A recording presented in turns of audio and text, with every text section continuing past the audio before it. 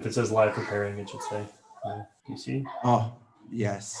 Hey, everybody. Welcome to Jet Live again. We're here with Hanan Leberman, and he has a special guest with us as well. Yeah. He's this is Rigoletto, and Rigoletto is keeping me sane during these times, right? I'm completely sane. Yes, he's completely sane. Yes. All right, Rigoletto. Good job. That was awesome. Thank you, Rigoletto, for joining us. So, Hanan, how's it going? How are you? How have things been? Things are great. Things are, as Eleanor said, Baruch Hashem. Baruch Things Hashem. are, yes, they're tough, but let's look on the bright side. Things are okay. For me, thank God. Baruch Hashem, yeah, you just recently had a child, right? Yeah. That literally happened. It happened pretty close to all this, right? Exactly. We had Leo exactly 12 weeks ago from this coming Shabbat, and his bris was I think the week before Purim, and Purim was when all of this quarantine really started to come into effect. So he's except for 2 weeks of his life in this world, he's been in quarantine. So it's and he has no idea.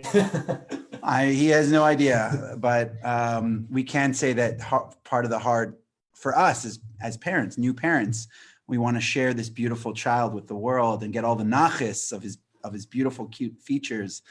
And we haven't been able to do that yet. But have you guys Zoomed with them though? Have you? Oh yeah, FaceTime. Yeah, when Leah eats, when Leah Rose eats, we FaceTime with my grandmother and my parents, and like they just watch her stuffing her face. Well, it's funny.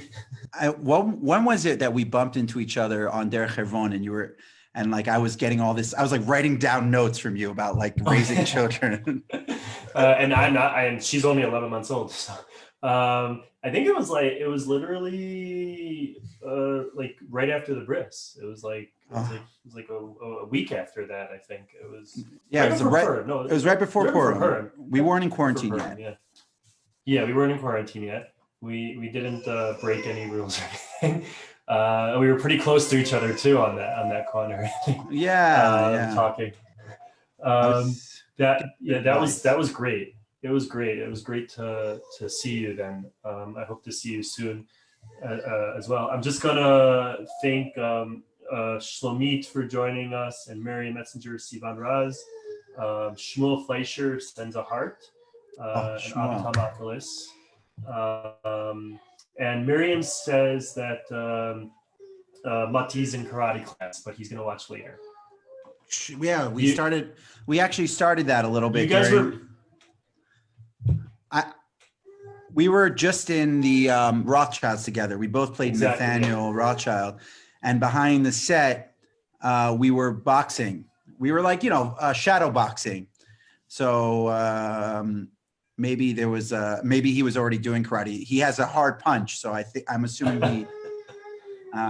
But we were having a good time. Was that part of getting into the roles, like getting excited, because your characters were very much like the boxers in the show. You were really out there making sure you gotta be gung ho and get the punch out there and make sure those the non-Jews and the goyim in the show were taking you seriously. So is that part of it, or is it fun?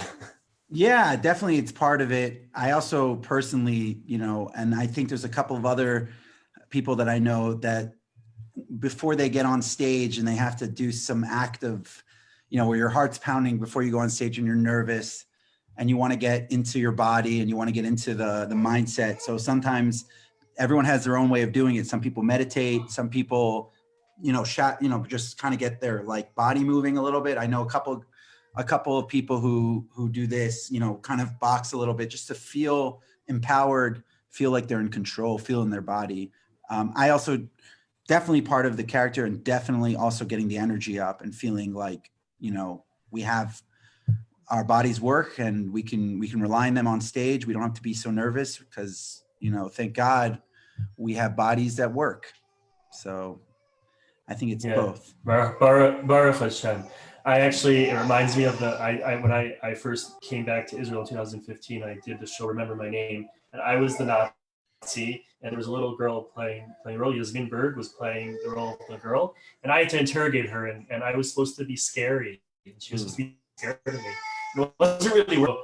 I started being the tickle monster during rehearsals, and I would go out threaten to tickle her. So you know, you could come up with so many different things to get to where you need to get to. It's part of the preparation. You were doing some cool shower work in the beginning of COVID. That was really fun. It was really out of the box. I have to say, like kudos for the creativity, like coming up with and doing that and jumping into the waters. Are you planning to do more of that? Yeah, or is that... yeah. So I did two live kind of streams of me singing. One was in the shower, one was cooking in the kitchen. But the one cooking in the kitchen I took off because there's two answers to that, the reasons why. And one of them is because I cracked at the end of the last song, and no need for anybody to have that footage. You're turning into Madonna. Yeah, or I'm just, you know, at the end of the day, I should have left it up. It doesn't matter, and nobody really heard it. A lot of, as you probably know, singers tend to have a lot in their heads, and a small little nick in their voice might sound like you know, a completely terrible note, but to the rest of the world, it could sound like it's fine. But to me, it sounded off. Mm-hmm. You watched it afterwards, and I watched. Only one part I just had to listen to, and I heard it, and I said that's not good enough. The shower concert is. I plan on doing another one. The issue right now is I don't sleep enough, and and you know, because of having a new baby, and I want to be at my best vocally to sing certain repertoire, and I don't feel like I'm getting enough sleep to sing the repertoire. So that's actually, I was thinking about that the other day. Actors and actresses that are in the film industry, and they have a kid, and all of a sudden they disappear. They're like, I have to take time for my kids. Are you feeling that? Like, is it? I mean, it's during the time of COVID, so you're not really going out there and getting as many gigs. But is there that feeling of like, I have a newborn now? And it's hard to balance the creativity with having a newborn, with having a kid, or do you find a new way, a new schedule of making it work because this is what we do? Well, yes and yes to that question. I think the answer to that question is I'm performing more than I've ever performed, except that it's a one-person audience. It's Leo, and I find myself sometimes like stepping out of myself and being like, wow, you're a crazy person. I don't know. I come up with the craziest songs, the craziest acts, craziest voices, just because there's so much I want to give, and I give by singing, performing. That's just the way that's when I want to give something in love, it's through like singing and being crazy. So I am performing more, except just for Leo. The truth is you're right. Like things have stepped back mostly because of Corona.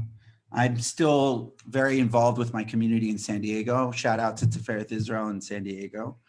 I join them for Minyan every morning, their time, my time, evening. So I'm singing, I'm doing tefillah for them. And that also includes concerts and a lot of work with music. But I would say that if we weren't in the times of Corona, there would probably be a little bit of a break for a couple of months of doing everything, trying to get every gig.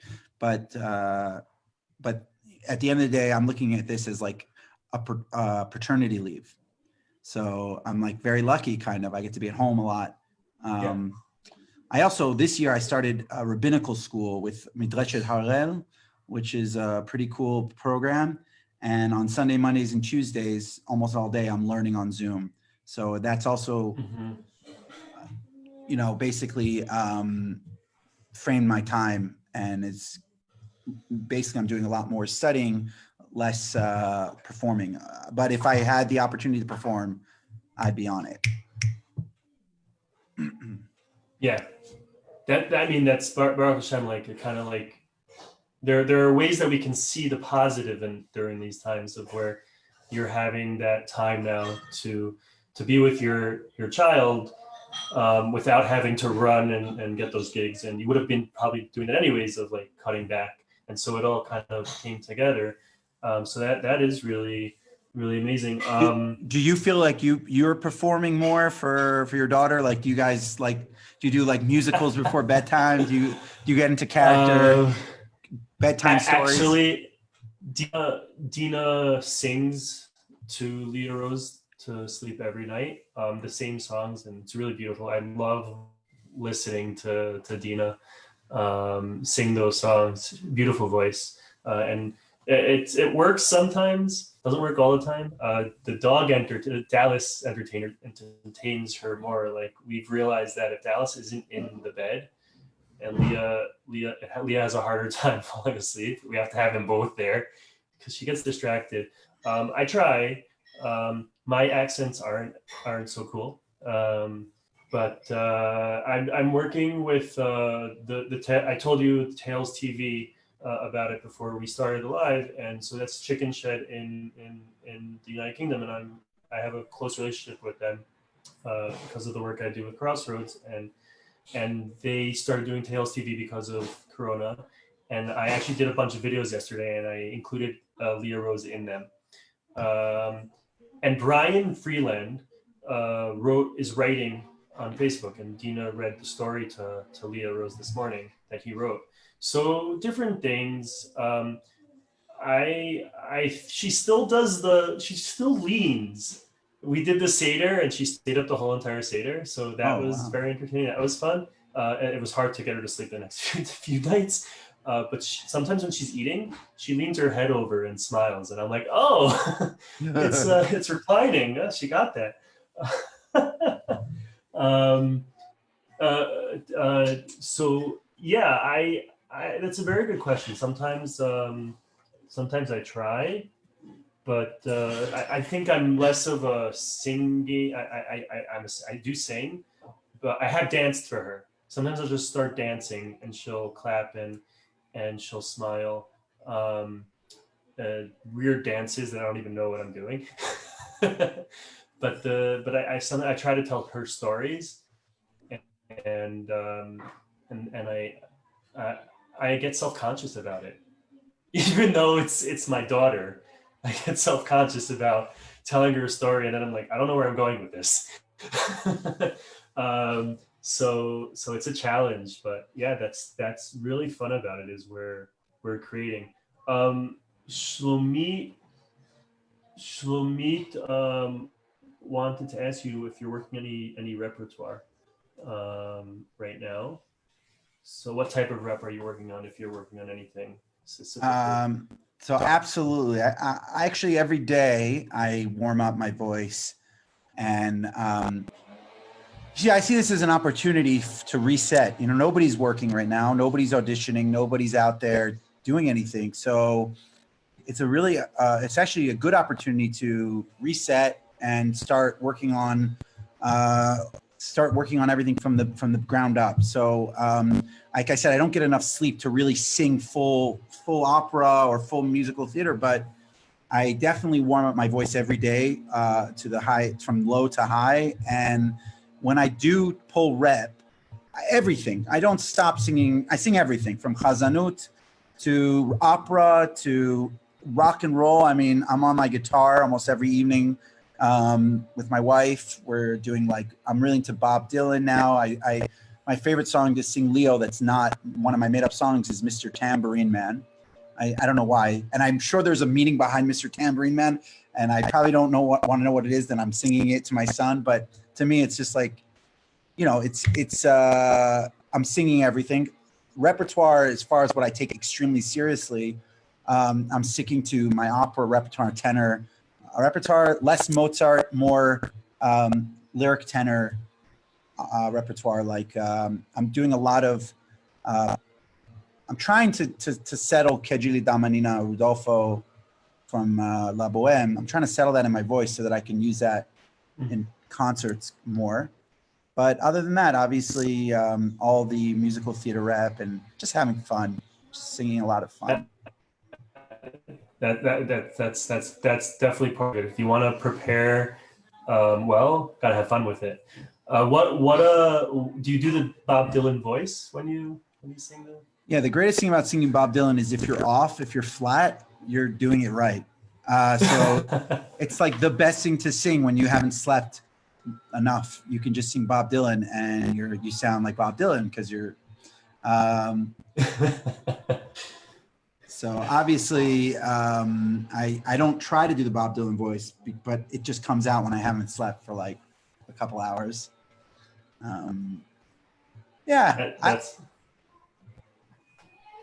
If you ever want to do the quartet, Shlomit's been a comment maven over here. I've watched Shlomit, you're awesome. And yes, Shlomit, yes to the quartet. If we're talking about the quartet from Rigoletto, is that what she's talking about, or from La Boheme? Shlomit, you want to answer that?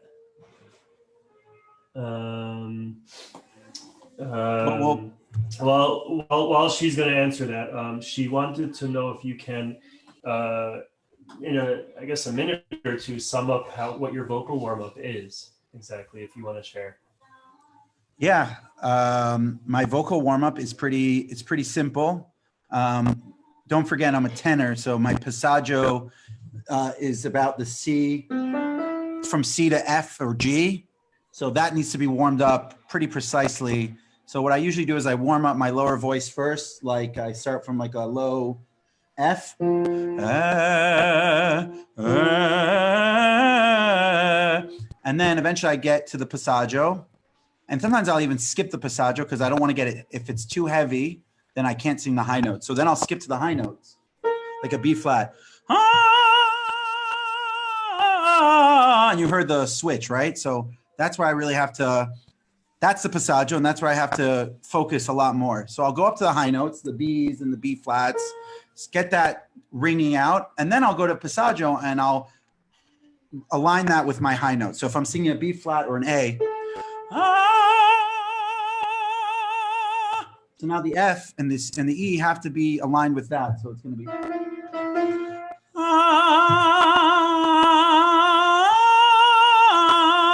because usually I would want to put more weight in the E and the F, like now it's a nice sound, but with that there's nowhere to go up to the high notes. So I really have to. So it's usually lower voice, get the ringing pinginess in the high notes, go back to the passaggio and adjust the passaggio notes to the high register.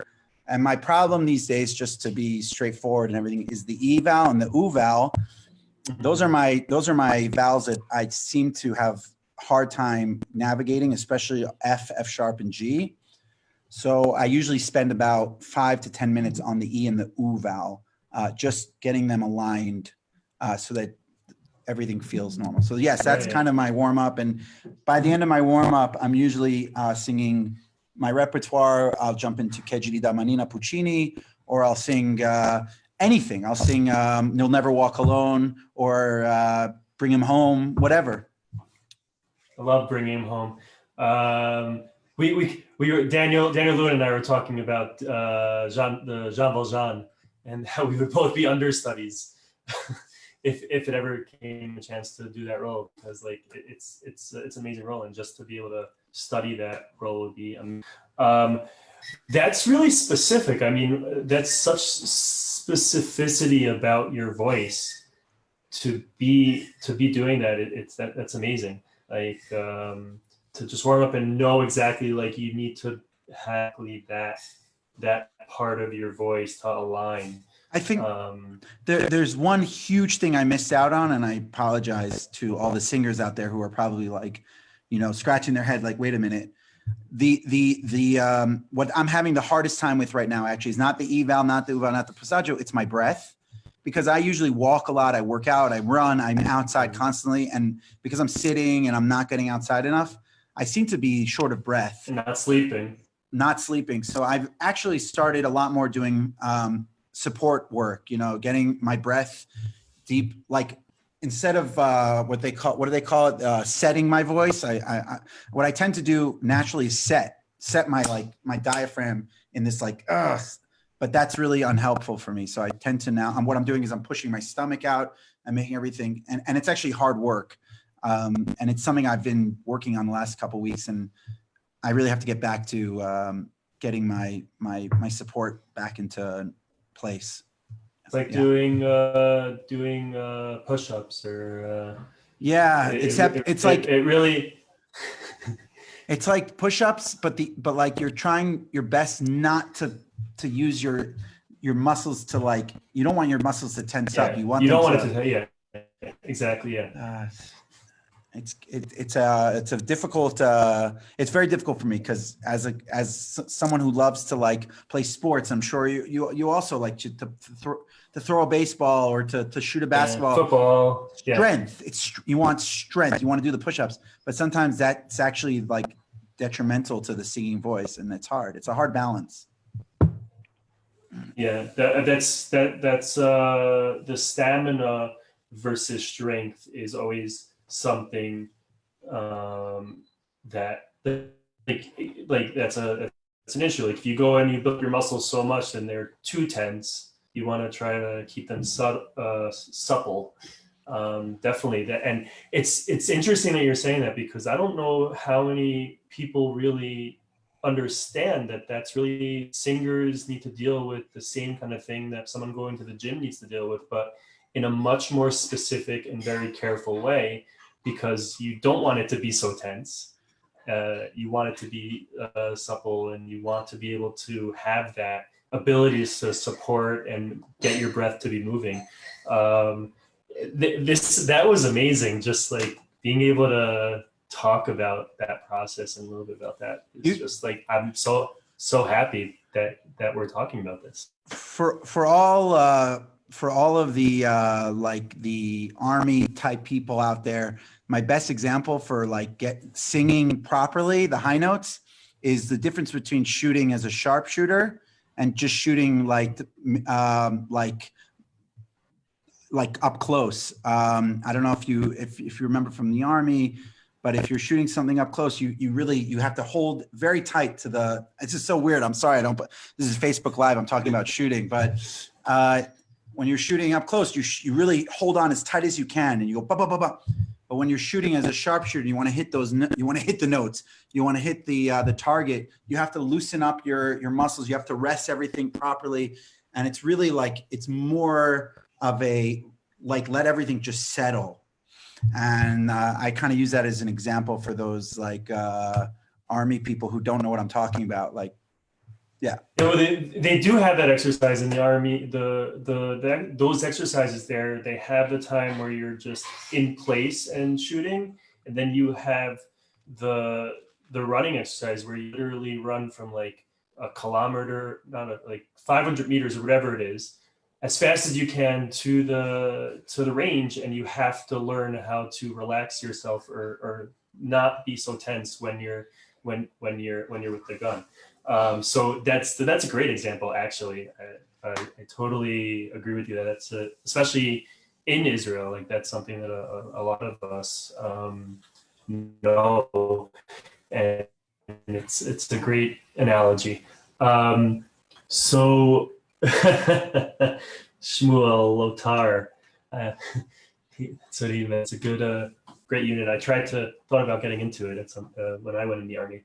Singers are athletes. See, there we go. It's true. We have the same. You have to do the same kind of workout to keep your voice in shape. I had the privilege about 2 years ago to audition for a wonderful soprano and conductor, Barbara Hannigan. and I got to meet her during the audition, and she gave all of the people who audition advice, and her advice was to read certain books. And half of the books she gave us to read were sports psychology books, like The Psychology of Tennis or something like that. And one of the things I've been watching on Netflix now is the Last Dance with the Chicago Bulls. Yes. And Yes. Phil Jackson had this beautiful psychology of playing the game, of envisioning you envision the shot going in, and then you like meditate. You meditate on winning, and you win. And it's something that also helps with singing. You know, you meditate or you think about a piece of music that you're about to sing, and you see yourself just being the best and beautifully just doing it, and then you do it. So not be self-conscious when I'm in front of my daughter to tell her a story. I just gotta or like with the winning. envision the win. Yeah. You know, I know. Again, I don't know. I don't know when. Oh, yeah. But no, and you know what? That's a great message to end with. Is all of what we're saying right now is also something that people can take during this time, and we can envision the win. We can see there is going to be the end of all of what we're dealing with now, and we'll be so much more prepared with everything that we're doing now. And if we can take the positive that we're dealing with right now, like you being able to be with your son all this time, and grow, and having that time to grow.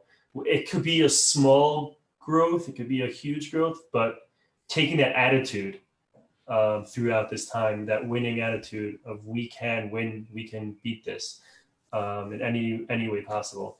I think that's a great message, and we'll end with that. Hanan, it was so wonderful to be with you today. Thank you. I have someone wants to say hello. You ready to say hello? Yeah, you can. Hi, everyone. Hi, everybody. Don't forget the message. Now listen up and remember. Rigoletto, is that all you want to say? Just sing a song. Thank you very much. Sing a song. Beautiful. Thank you, Rigoletto, for ending off with that. We have tonight, we're going to be with Gotti Zeig. He was Sunny in the Heights, and he was also in Free to Be You and Me and a few other projects in Jerusalem. He was with you in an encore show as well. Yeah, we were in a couple shows together. I love Gotti. He's great. Yeah. So he's going to be joining us tonight, and we got a great lineup for next week. I'll just mention Sunday right now, and then I'll mention the rest of them as we go. But if you go to j.org, you will be able to see who's going to be joining us. But we have the Fox family, and we have, I can't even remember anymore. There's so many amazing people joining on coming up. Let's see here. You know what? I have it right here. You think I would have everything prepared and memorized or somehow, you know? While you look at that, I just want to thank you so much for inviting me to interview, and also thank you for bringing our beautiful Jerusalem theater family together by doing this so that we can see into each other's lives and share our thoughts. I really, really appreciate it. I love listening to everyone that you get to talk, and I miss you all, and I really look forward to the day that we can all be on stage in our ways, if it's through Encore or Starcatcher or whatever it is. I look forward to all of us being able to perform again for each other, and I love you all very much. Amen. Shlomit just wrote, dude, me. Exactly. It's Shlomit on Sunday night at 8. I've been mentioning her name so much this week that I guess it just had to slip at some point. So we got the Fox family and Shlomit on Sunday, and a bunch more people coming on. I'm having Monday's actually an international day. I'm having someone from the Philippines join us, a playwright, and Monday evening, my good friend from high school, Sam Gordon, who's been working on light design on Broadway is going to be talking to us as well. Wow. So I'm looking forward to that, and there's much more coming our way. So thank you so much again, Hanan. Bye, everybody. See you time on Jet Live tonight, and I hope to see everybody live soon in person. Hi, everyone.